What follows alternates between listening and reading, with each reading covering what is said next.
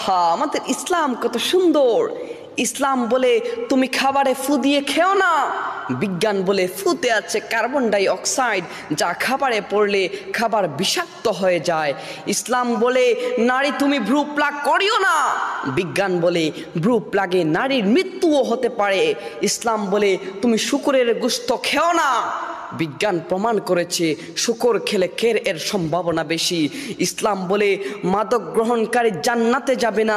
বিজ্ঞান বলে মাদক স্বাস্থ্যের জন্য ক্ষতিকর।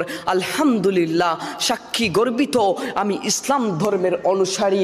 মনে রাখবেন, আজকের এই 2024-এ এসে বিজ্ঞানীরা, সায়েন্টিস্টরা যা আবিষ্কার করছে, 1500 বছর আগে আল্লাহর রাসূল সাল্লাল্লাহু আলাইহি ওয়াসাল্লাম তার মুখনিসৃত বাণীতে এইগুলা বলে গিয়েছিলেন, এইগুলা বুঝিয়ে দিয়ে গিয়েছিলেন।